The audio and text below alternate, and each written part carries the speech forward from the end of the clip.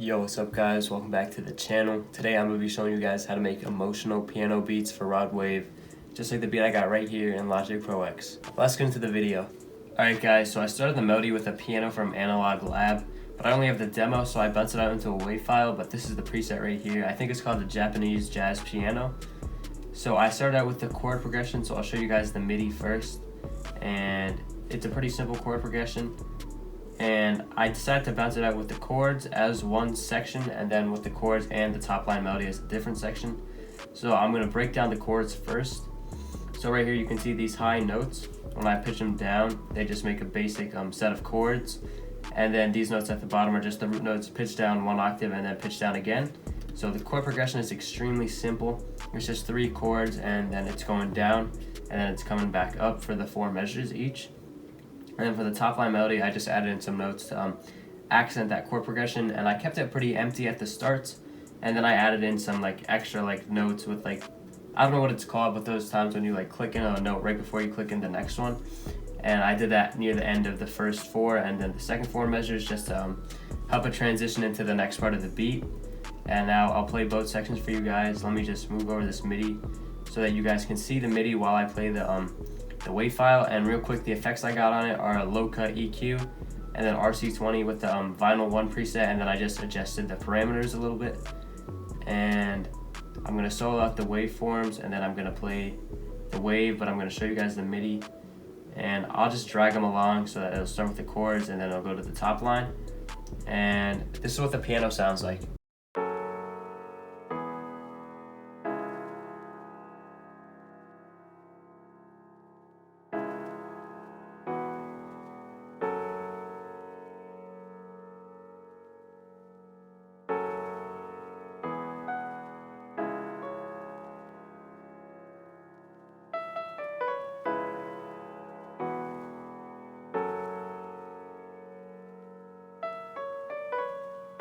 After the piano, I added in this bell preset from Tyrell N6, and then it kind of changed up the sound every time I would play it through MIDI, so I decided to play it once and then bounce it out so that it sounded the same every time. And then I got an EQ on it, cutting out the lows and some highs. Then I got echo on it with the 1/8 dotted, the dry at 100, the wet at 22, and the feedback at 60.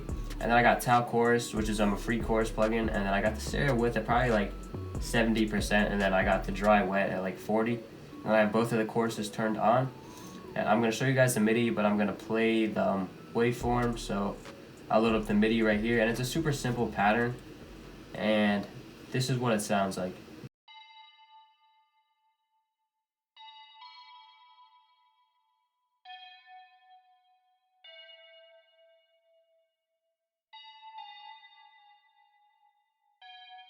The last sound I added to the melody was this weird kind of sound from Labs, and it's in the guitar harmonics part of Labs, and it's called the reverse pluck right here. And I decided to follow the root notes of the main chord progression from the piano, as you can see here and right here, and then I just added in some accent notes at the top, and this is what it sounds like.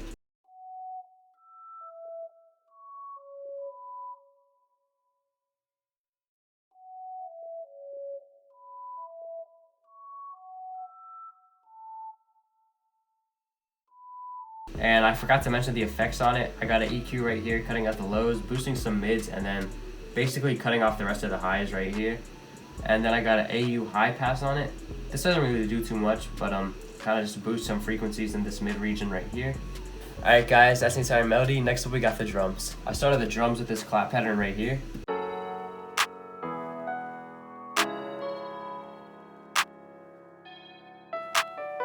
After the clap, I spent a lot of time making the hi-hat pattern, so I added a bunch of different rolls, and then I use a lot of different pitches, because if you watch a lot of my videos, I like to use the lower pitches of hi-hats because it helps to create a better bounce.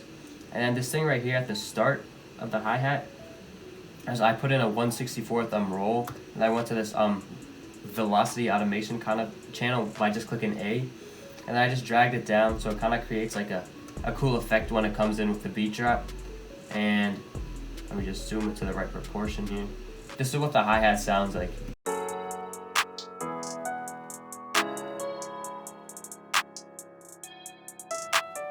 After the hi-hat, I added in this pretty simple open hat.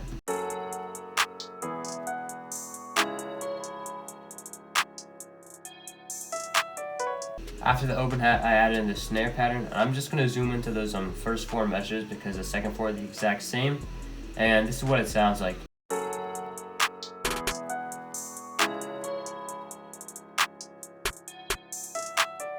After the snare, I added in the 808 pattern, which pretty much just closely follows the root notes from the piano.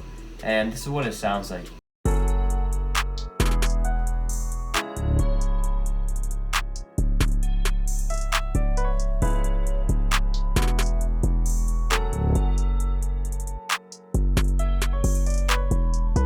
And real quick guys, I'm just going to zoom in right here. These kind of like rainbow looking notes are pretty much another 1/64th roll, and then I just automated to come from the bottom up.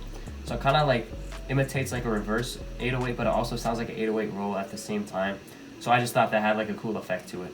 And the last part of the drums is the kick right here, and it hits almost every time the 808 hits, but there's sometimes when the 808 hits while the snare hits, so I don't want to put the kick there because it would clash with the snare. And this is what the kick sounds like.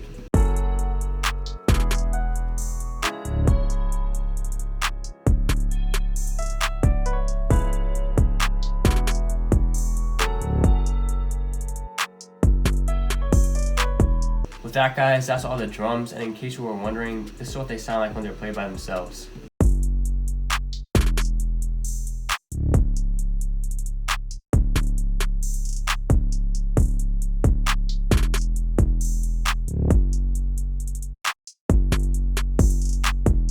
For the arrangement on the beat, I got an 8-bar intro, then an 8-bar pre-hook, then an 8-bar hook, a 16-bar verse, then an 8-bar break, then an 8-bar hook, then a 16-bar verse, then an 8-bar break, then an 8-bar hook, and then an 8-bar outro to make up the full beat. Thank you guys for watching. Hopefully you enjoyed the video. Make sure to leave a like and subscribe, and until next time, I'm out. Peace.